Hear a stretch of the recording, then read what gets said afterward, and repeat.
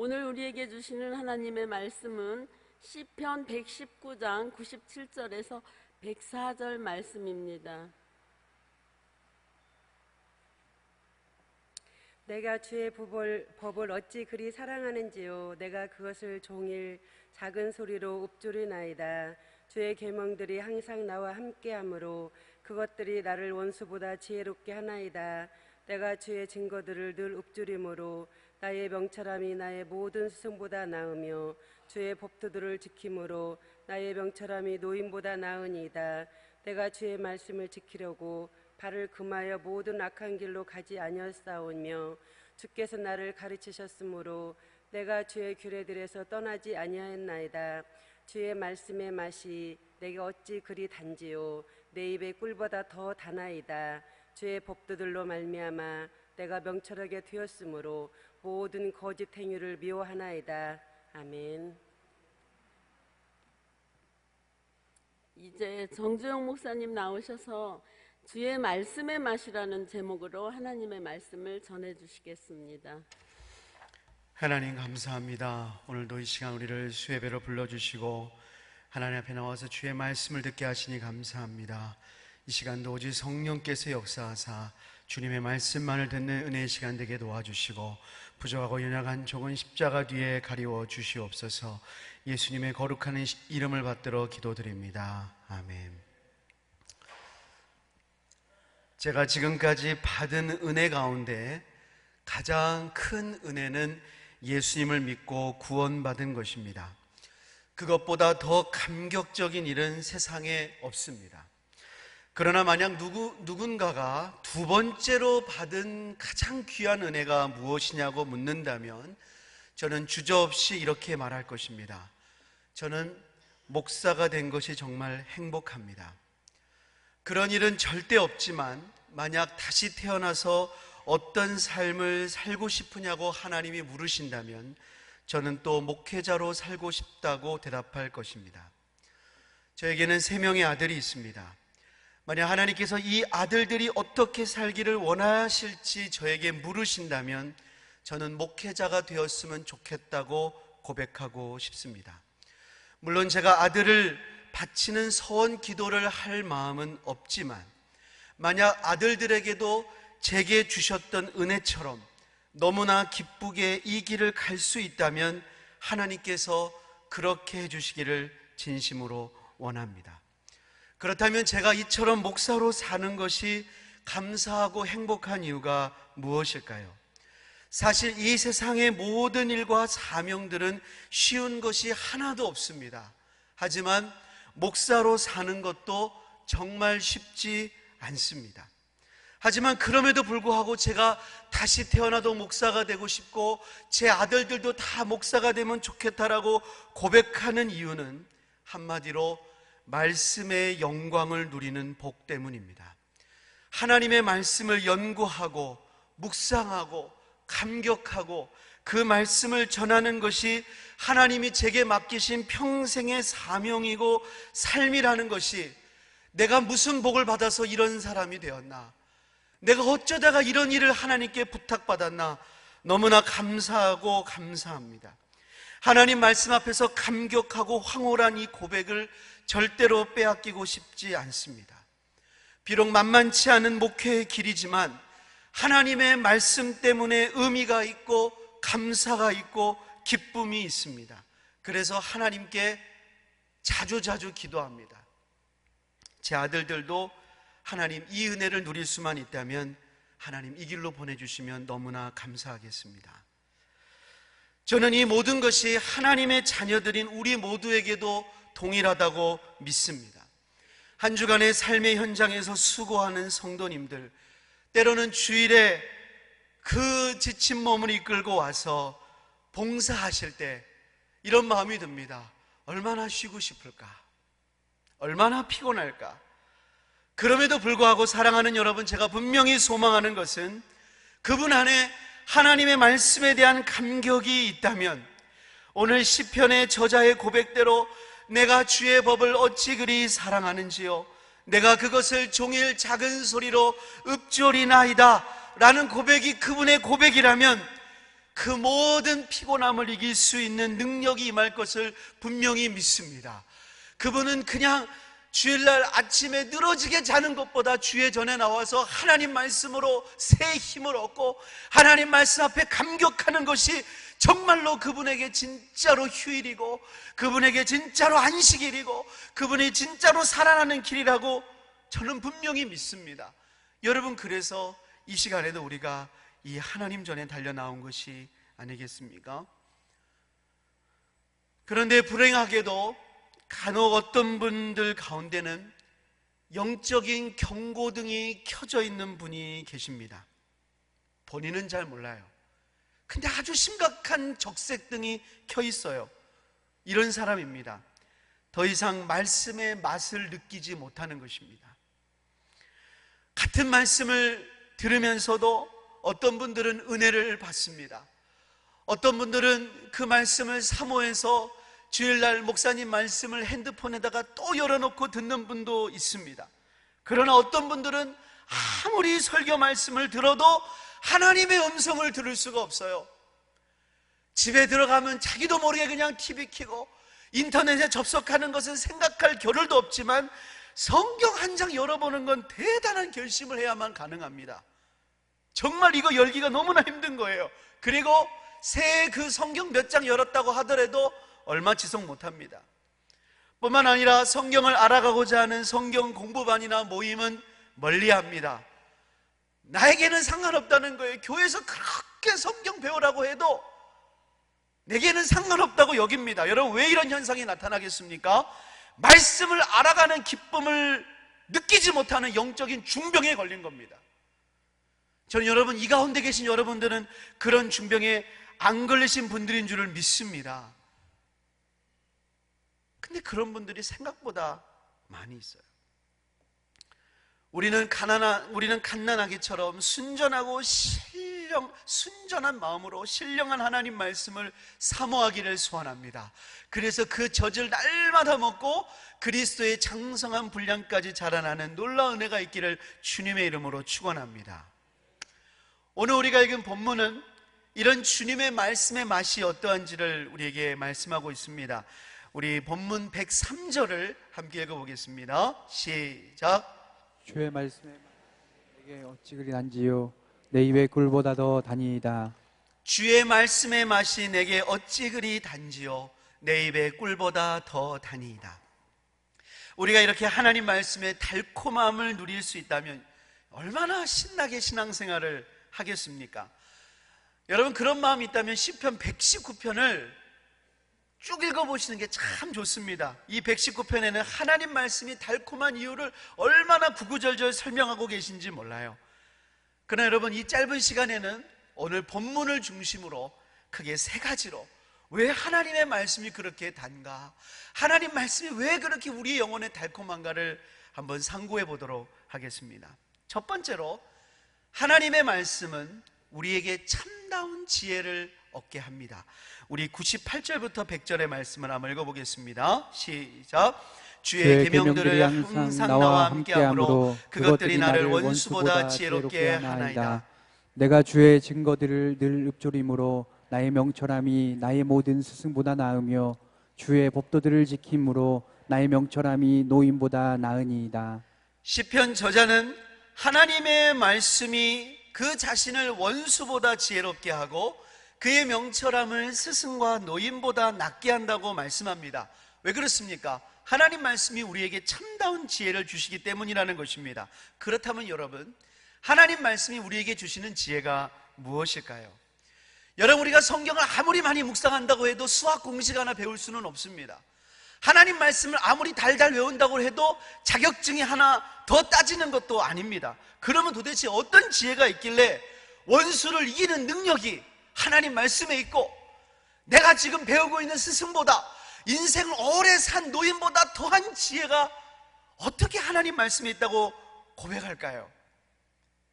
이 하나님 말씀해 주신 참다운 지혜는 두 가지로 생각해 볼 수 있어요. 첫 번째는요, 구원에 이르는 지혜예요. 우리 디모데후서 3장 15절 읽어보겠습니다. 시작. 또 어려서부터 성경을 알았나니 성경은 능히 너로 하여금 그리스도 예수 안에 있는 믿음으로 말미암아 구원에 이르는 지혜가 있게 하느니라. 하나님의 말씀에는 그리스도 예수 안에 있는 믿음으로 말미암아 구원에 이르는 지혜가 있습니다. 할렐루야. 이 세상에 아무리 지혜로운 사람이라도 왜 예수를 믿어야 하는지를 스스로 깨달을 수 없습니다. 본인이 얼마나 철저하게 타락한 죄인인지 하나님의 말씀이 아니고는 깨달을 수 없습니다. 하나님 말씀이 아니고는 내가 죄인인지를 몰라요.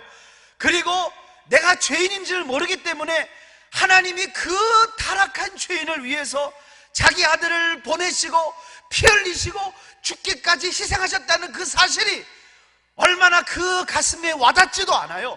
하나님의 말씀이 깨닫지 않으면 모른다 그 말이에요.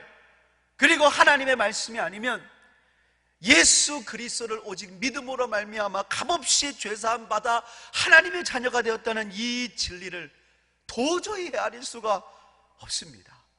이와 같은 구원받는 하나님의 지혜와 지식은 인간이 노력하여 얻는 것이 아니에요. 그래서 바울도 로마서에서 그렇게 하나님의 구원과 그 구원의 경륜을 얘기하다가 어느 순간에 외칩니다. 깊도다 하나님의 지혜와 지식의 풍성하며 그의 판단은 헤아리지 못할 것이며 그의 길은 찾지 못할 것이로다. 누가 주의 마음을 알았느냐? 누가 그의 모사가 되었느냐? 무슨 말이에요? 어떤 사람도 하나님의 판단의 길과 마음을 헤아릴 수 없다는 거예요. 누구도 하나님의 마음을 몰라요. 어떻게 할 수 있습니까? 하나님이 계시하신 말씀으로만 알아요. 우리는 그 말씀을 통해서만 구원의 길을 압니다. 할렐루야. 그래서 이 말씀이 참 지혜인 거예요. 두 번째로 하나님 말씀이 참 지혜인 이유는요, 여호와를 경외하게 하는 지혜가 이 말씀에 담겨 있어요. 잠언 9장 10절은 여호와를 경외하는 것이 지혜의 근본이요 거룩하신 자를 아는 것이 명철이라고 하였습니다. 여러분, 너무나 당연한 거 아닙니까? 세상을 잘 살기 위해서 지혜와 명철을 구하잖아요. 근데 이 세상을 잘 살기를 원하면서 세상을 만드신 하나님에 대해서 모릅니다. 세상을 주관하시는 하나님을 경외할 줄을 모릅니다. 여러분, 그럼 뭡니까? 그러면 헛똑똑이에요. 헛똑똑이. 누가 주관하는지를 모르고 그 주관하시는 분에게 마땅한 경외함을 돌리지 않는다면 여러분, 그 어리석은 사람 아닙니까? 마치 뭐하고 똑같냐? 여기 포스타 별 4개짜리가 있는데 병장에게 인사하는 거예요. 아니, 별 4개가 있는데 어떻게 병장한테 경례할 수가 있습니까? 말도 안 되는 거죠. 세상을 주관하는 분이 누군데 어디 가서 거기에 막 매여 있냐 이 말이에요. 근데 하나님을 경외하는 지식을 아는 사람은 내가 누구에게 머리를 조아려야 되는지를 안다 그 말이에요. 우린 날마다 이 나라를 국정농단을 일으켜 혼란에 빠뜨린 사람들을 화면에서 만납니다. 도대체 이 뿌리는 어디까지 뻗을 것인지 우리가 짐작도 잘 되지 않을 정도입니다. 근데 참 묻고 싶은 게 있어요. 왜 그런 사람들은 겁도 없이 그런 일들을 일으켰을까요? 추측컨대 맞을 겁니다. 절대 권력을 가진 어떤 사람, 저 사람을 믿는데 내가 흔들리겠어? 내가 저 아무개를 믿고 있는데 저 아무개가 얼마나 영향력을 끼치고 있는데 내가 흔들리겠어? 저 사람이 나에게 얼마나 확실하게 약속해 줬는데 흔들리겠어? 그러면서 실제로 세상을 주관하시는 하나님을 몰랐습니다. 헛똑똑이에요. 헛똑똑이. 교수도 장관도 법조인 출신도 다 헛똑똑이에요. 다 헛똑똑이. 하나님을 몰랐기 때문에 그래요. 그래서 지금 이 비참한 결과를 맞고 있는 것입니다. 로마서 1장에서는 이와 같은 헛똑똑이를 이렇게 평가합니다. 하나님을 알되 하나님을 영화롭게도 아니하며 감사하지도 아니하며 오히려 그 생각이 허망하여지며 미련한 마음이 어두워졌나니 스스로 지혜 있다 하나 어리석게 되어버렸다는 거예요. 스스로 지혜 있다고 하나 어리석은 자다 그 말이에요. 하나님을 경외하는 지혜가 없는 사람은 시작도 끝도 모르는 채 경주하는 사람과 같습니다. 열심히 달리는데 어디를 향해 달려야 되는 건지 왜 달려야 하는지 모르고 그냥 열심히 살아가는 거예요. 참 어리석은 사람이죠. 그렇다면 사랑하는 여러분, 여호와를 경외하는 지혜는 우리가 어디서 얻을 수 있어요? 우리 신명기 6장 1절 2절 한번 읽어보겠습니다. 시작. 이는 곧 너희의 하나님 여호와께서 너희에게 가르치라고 명령하신 명령과 규례와 법도라. 너희가 건너가서 차지할 땅에서 행할 것이니 곧 너와 네 아들과 네 손자들이 평생에 내 하나님 여호와를 경외하며 내가 너희에게 명한 그 모든 규례와 명령을 지키게 하기 위한 것이며 또 내 나를 창고하게 하기 위한 것이라. 하나님의 말씀에는 나와 내 자녀와 내 자녀 손손이 하나님을 경외하게 하는 지혜가 담겨 있습니다. 할렐루야. 이게 가장 중요한 우리의 유산입니다. 돈을 물려줘도 돈을 까먹을 수도 있어요. 아무리 좋은 백을 물려줘도 그 백이 흔들리는 때가 있어요. 그러나 여호와를 경외하는 자를 우리의 자녀로 만들면 그것이 정말로 세상을 승리하는 참된 지혜입니다. 이것을 사모하는 저와 여러분 되시기를 주님의 이름으로 축복합니다. 두 번째로, 하나님의 말씀이 달콤할 수밖에 없는 이유는 하나님의 말씀이 우리를 죄악에서 떠나도록 하기 때문입니다. 우리 101절 말씀을 한번 읽어보겠습니다. 101절 시작. 내가 주의 말씀을 지키려고 발을 금하여 모든 악한 길로 가지 아니하였사오며.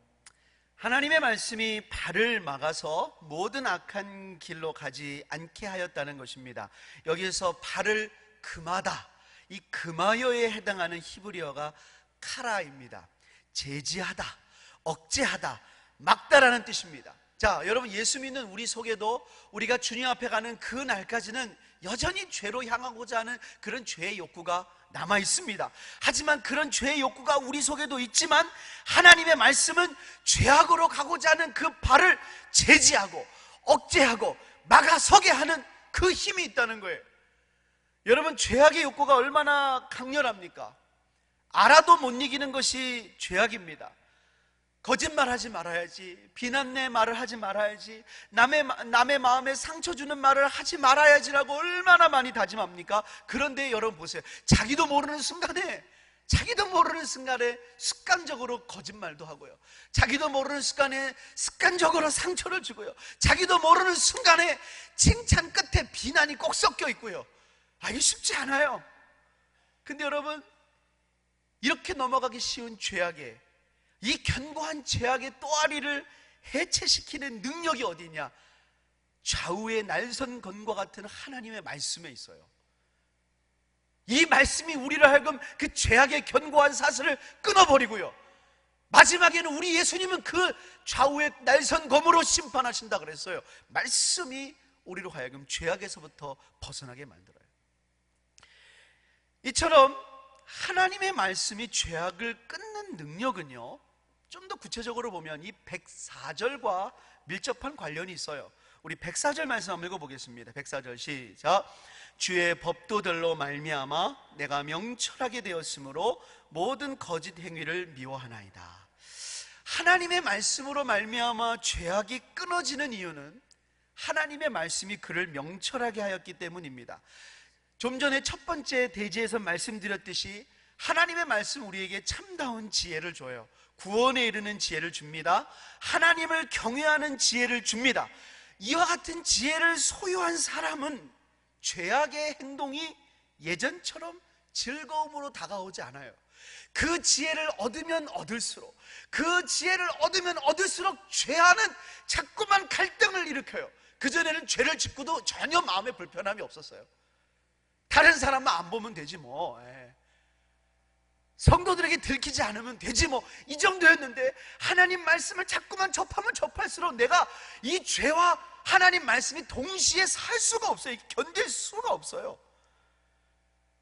만약에 죄가 계속해서 마냥 즐겁다, 아직 하나님의 말씀으로 말미암은 지혜가 오지 않아서 그래. 아직도 어리석기 때문에 그렇습니다. 요한 1서에 따르면 어두움이 그의 눈을 멀게 하였습니다. 그래서 죄가 끊어지지 못하는 거예요. 그러나 하나님의 말씀은 그 죄악이 하나님과의 관계를 얼마나 막는지를 적나라하게 보여줍니다. 하나님이 그 죄를 얼마나 싫어하시는지, 그리고 진정으로 하나님께 가까이 가는 것이 얼마나 복인지를 진리의 말씀이 알려줘요. 그래서 모든 거짓 행위를, 그 죄악을 미워하게 만듭니다. 견딜 수가 없는 심령이 되게 하는 거예요.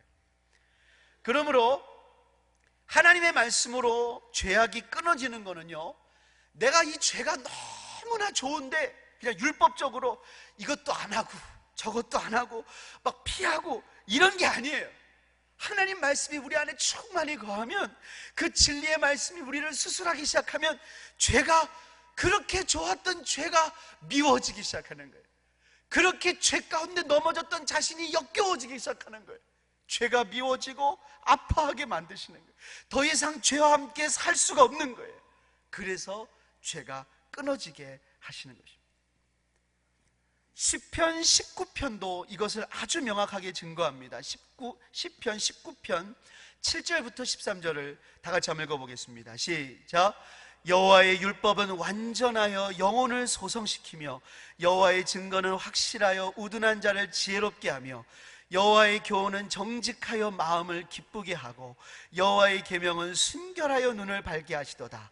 여호와를 경외하는 도는 정결하여 영혼까지 이르고 여호와의 법도 진실하여 다 의로우니 금 곧 많은 순금보다 더 사모할 것이며 꿀과 송이꿀보다 더 달도다. 또 주의 종이 이것으로 경고를 받고 이것을 지킴으로 상이 크니이다. 자기 허물을 능히 깨달을 자 누구리요? 나를 숨은 허물에서 벗어나게 하소서. 또 주의 종에게 고의로 죄를 짓지 말게 하사 그 죄가 나를 주장하지 못하게 하소서. 그리하면 내가 정직하여 큰 죄가에서 벗어나겠나이다. 하나님의 말씀이 우리의 영을 정직하게 합니다. 순결하게 합니다. 그리고 나중에는 그 말씀이 막 송이꿀보다 더 달게 만들고 여호와를 경외하는 동으로 지도합니다. 그럼 어떤 일이 벌어집니까? 숨은 허물에서부터 우리를 건져내기 시작합니다. 죄가 나를 주장하지 못하게 되고 고의로 죄를 범하게 되는 것으로부터 우리를 끄집어냅니다. 그래서 내가 정직한 심령이 되어 큰 죄가에서 벗어나게 된다는 거예요.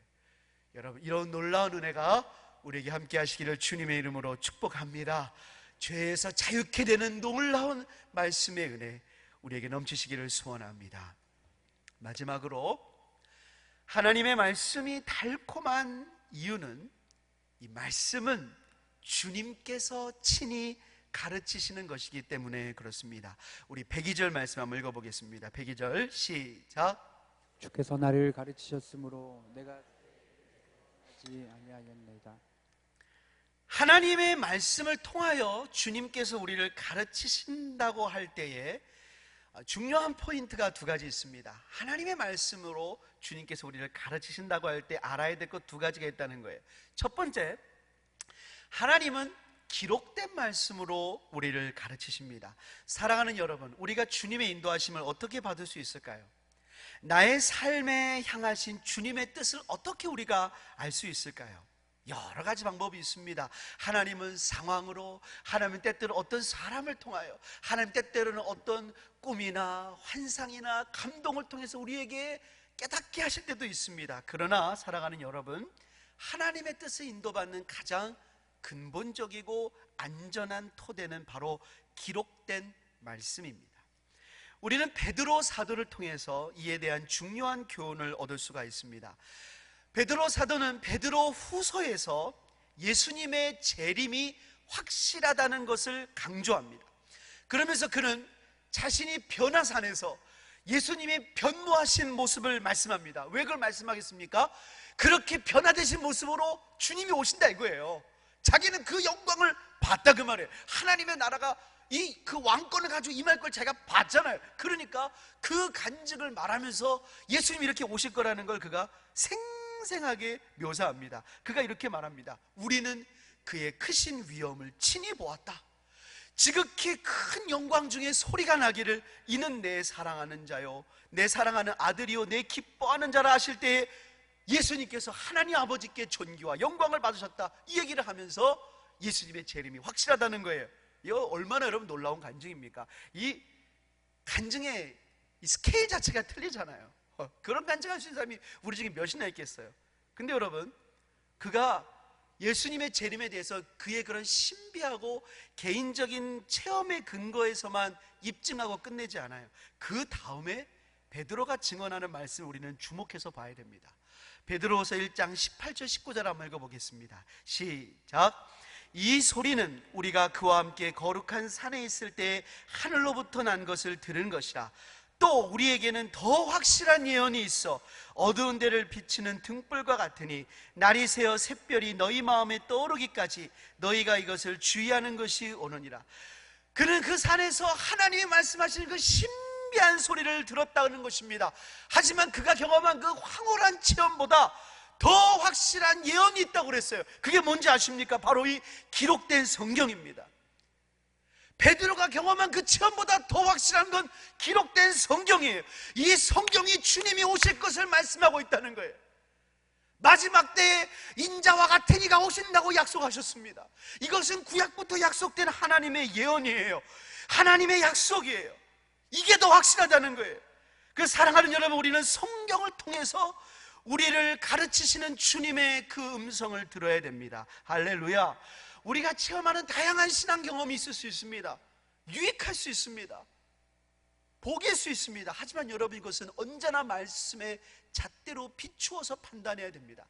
말씀을 넘어가면 안 되고 오히려 말씀 안에서 그 신앙의 체험들이 자기 자리를 잡아야 안전하고 건강한 신앙생활을 할 수 있다는 것입니다. 두 번째로, 주님께서 말씀으로 우리를 가르치신다는 것은, 이 성경은요, 성령님을 통해서만 깨닫는다는 것을 의미합니다. 이 진리의 말씀을 우리에게 밝히 비추시는 분은 진리의 성령입니다. 이 성령이 우리를 진리 가운데로 인도하신다 그랬어요. 그래서 고린도전서에 보면 성령이 아니시고는 하나님께서 우리에게 은혜로 주신 것들을 어느 누구도 알지 못한다고 했습니다. 마치 여러분 성막과 같아요. 여러분 성막을 보면요, 그 안에가 어떤 것들은 완전한 순금으로, 대부분의 것들은 다 금으로 도금이 되어 있습니다. 여러분 얼마나 번쩍번쩍 하겠습니까? 근데 여러분 생각해 보세요. 성막은요 몇 겹의 천으로 덮여 있어요. 나중에는 방수 처리가 되는 그 해달의 가죽으로 덮었기 때문에 물도 들어가지 않는, 생각해보면 그 안에 들어가면 깜깜합니다. 아무리 순금이 있어도, 아무리 금치에 돼 있어도 그 안은 깜깜한 게 성막이에요. 근데 여러분 거기에 금 촛대를 탁 킵니다. 그 촛대를 켜는 순간 그 촛대의 빛이 그 성막 안을 비춥니다. 떡상도 비치고 향단도 비치고 곳곳에 그 아름다운 영광을 비추는 거예요. 자, 이게 뭘 의미할까요? 성령의 조명을 의미합니다. 이 안에 놀라운 하나님의 진리가 있어요. 그런데 성령이 우리에게 어떤 것을 조명하시는 거예요. 이 조명이라는 것은 진짜 조명과 똑같은 거예요. 여기 깜깜한데 여기 핀 조명이 다 비치면 여기서 이것만 주목되잖아요. 내게 이 말씀이 확 닿는 거예요. 이 많은 말씀이 있는데 확, 주님 성령이 조명하시는 거예요. 조명하시는 거예요. 그래서 여러분 오늘 한번 130절을 한번 여러분 성경 찾아 읽어보시겠습니까? 방송실에 말씀은 준비 안 되는데 한번 찾아보시겠습니까? 130절 한번 읽어보겠습니다. 시작. 주의 말씀을 열면 빛이 비추어 우둔한 사람을 깨닫게 하나이다. 왜 나는 못 깨달았지? 성령의 빛을 비추셔야 되는 거예요. 성령이. 그러면 그래서 여러분 성령의 조명하심을 날마다 간구하면서 읽어야 돼요. 나의 지식으로 내가 잘 아는 말씀인데, 내가 성경을 몇 번 읽었는데, 내가 신약 맥잡기 구약 맥잡기 내가 제자 훈련반도 했는데, 이거 했는데 저거 했는데, 그런 마음 다 내려놓고 겸손하게 성령님 알려주십시오, 하나님 보여주십시오, 이렇게 주의 말씀 앞에 겸손하게 설 때 하나님 말씀을 비추시는 거예요. 자, 이와 같은 성령의 역사는요 마치 탁월한 지휘자와 같아요. 여러분 지휘자는요 정해진 악보를 가지고 연주합니다. 이 악보라는 것은 고정되어 있는 거예요. 하지만 이 악보를 지휘자가 어떻게 해석하느냐, 이 곡에 어디에다 포인트를 두느냐에 따라서 같은 악보를 가지고 연주하지만 곡의 분위기도 달라지고 감동도 달라지고 메시지도 달라져요. 성령은 기록된 동일한 말씀으로 역사하십니다. 그러나 어떤 때는 여기다가 우리에게 포인트를 주세요.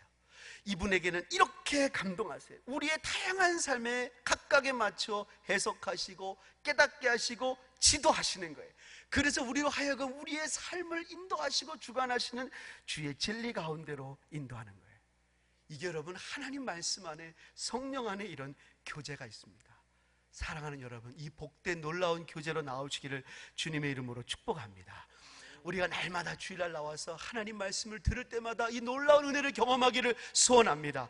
올 한 해도 우리가 매일 성경 읽기표를 받았습니다. 그 말씀 읽고 묵상할 때마다 그런 은혜 받기를 주님의 이름으로 축복합니다. 우리가 셀 모임 할 때마다 여러 모양으로 예배 드릴 때마다 그런 말씀의 은혜가 한없이 넘쳐서 올 한 해도 말씀으로 승리하시는 우리 모두 되시기를 주님의 이름으로 축복합니다. 우리 시간에 기도하겠습니다. 이 시간 말씀 붙잡고 기도하실 때, 하나님 그렇습니다. 하나님 말씀이 그렇게 내 안에 달콤하게 임하기를 소원합니다. 성령님 역사하여 주옵소서. 깨닫게 하여 주옵소서. 주님, 우리에게 그 말씀이 부딪히게 하여 주옵소서. 우리가 잡심으로 기도하겠습니다. 하나님 아버지, 하나님 아버지 감사합니다. 오늘도 우리를 이 수예배에 불러주시고 하나님의 예배하며 주의 말씀을 듣게 하시니 감사합니다. 참된 지혜를 얻기를 소원합니다. 구원에 이르는 지혜, 하나님을 경외하는 지혜를 얻기를 소원합니다. 죄로부터 끊어지는 은혜를 주시기를 소원합니다. 주님이 우리를 가르치시는 그 음성을 듣기를 소원합니다. 하나님 말씀이 그래서 우리에게 날마다 달콤한 말씀이 되어 하나님 말씀을 피는 것이 무겁고 힘들고 억지가 아니라 세상에 할 수도 없고 하나님 비교할 수도 없는 놀라운 은혜가 하나님 말씀 속에 있는 것을 경험하게 되기를 소원합니다. 아버지, 하나님 아버지, 어떤 것도 비교할 수 없는 이 놀라운 은혜 하나님 말씀 속에 우리가 경험하기를 소원합니다. 우리 주님 역사하여 주옵소서. 우리 주님 은혜 허락하여 주시옵소서. 오 하나님 역사하여 주. 우리 계속해서 기도할 때 나라와 민족을 위해 기도하시고 우리 교회를 위해 기도할 때에 하나님 우리에게 허락하신 비전 만천백을 이루어 주시고, 특별히 우리가 지난주에 태신자 작정을 했는데 아직 작정 못한 분들은 이번 주 셀 모임 가운데 작정하는 가운데 있습니다. 정말로 우리가 작정해서 올 한해 3명 이상 전도하게 하여 주옵소서. 담임 목사님 셀별 신방하실 때마다 성령의 기름을 갑절로 부어주시고 가정마다 셀마다 하나님 뜻하시는 축복이 임하게 하여 주옵소서. 복음 들고 나간 단기 선교팀에게 성령이 함께 하여 주시고, 내일부터 있는 고등여청교회 동기 수련회 가운데 하나님 성령의 기름 부음을 함께 해주시고, 오늘 주간으로 예배드리는 이교구 셀리덕 지역장 가운데 우리 주님 함께하여 주시옵소서. 우리가 잡심으로 기도합니다. 하나님 아버지, 하나님 감사합니다. 하나님 아버지, 나라와 민족을 위해 기도합니다. 아버지, 나라 민족아 하나님 앞에 제사랑 나라 거룩한 미성되게 하여 주시옵소서. 어속히 혼란함이 벗어나고 하나님 주시는 평강 가운데 우리가 주님을 섬기게 하여 주시옵소서. 이 교회를 기억하시고 84년 동안 붙잡으신 교회 비전 만천백을 속히 이루어 주시기를 원합니다. 우리가 하나님 태신자를 작정하는 가운데 있습니다. 우리가 지난주일을 작정하였습니다. 하나님 우리 1명이나 3명 이상 작정하여 하나님 우리 허락하신 놀라운 비전이 이루어지게 하여 주옵소서. 하나님 사랑하는 목사님 셀별로 신방하실 때에 권능의 손으로 붙잡으시고 갑절의 영감으로 함께하사 셀마다 하나님의 뜻 가운데 놀라운 복이 임하게 하여 주시기를 원합니다. 제자훈련팀 복음 들고 화천 땅에 단기 선교로 나아갔습니다. 축복의 통로 되게 하시고 그 발름 딸마다 하나님의 나라가 되기를 소원합니다. 아버지, 고등요창교회에 하늘 수련회가 내일부터 진행되는 가운데 있습니다. 하늘 문을 열어 주옵소서. 성령을 부어 주옵소서. 우리의 10대 아이들이 주님 만나는 귀한 시간으로 우리 주님 역사하시고, 오늘 주간을 예배드리는 이교구 셀리더 가운데 하나님 성령으로 함께 하시고 더 깊은 헌신으로 주장하여 주시옵소서. 예수님의 이름으로 기도드립니다.